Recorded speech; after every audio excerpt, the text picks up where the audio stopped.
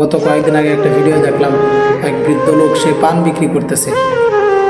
তো সাংবাদিক গিয়ে জিজ্ঞেস করলো, মুরব্বী চাচা, আপনার কোনো ছেলে মেয়ে নাই, এই বয়সে পান বিক্রি করতেছেন?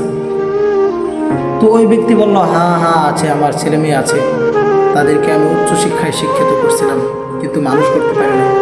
এত কষ্ট করে মাথার ঘাম পায়ে ফেলে তাদের জন্য টাকা রোজগার করে তাদেরকে পড়ালেখা করাইছি।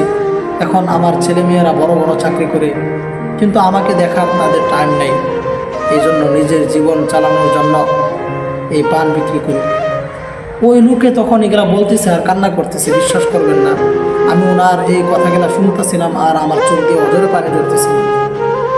আর একজন মুরব্বী লোক, সে তার ছেলে মেয়েদেরকে এত উচ্চ শিক্ষায় শিক্ষিত করছে, তার ছেলে মেয়েরা মাসে 50,000 টাকা কামায়, 60,000 টাকা কামায়, কিন্তু এই বৃদ্ধ বাবাকে দেখার মতো তাদের টাকা নেই।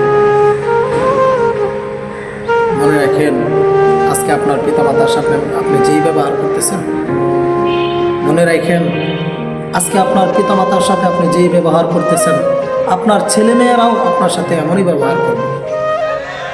এই জন্য বলি ভাই আমার, রাসূল আকরাম সাল্লাল্লাহু আলাইহি ওয়াসাল্লাম হাদিসের মধ্যে বলেন, যদি কোনো ব্যক্তি তার পিতামাতার ঋণ শোধ করার জন্য নিজের গায়ের চামড়া দিয়েও যদি জুতা বানিয়ে দেয়, তবুও তার পিতামাতার ঋণ শোধ হবে না।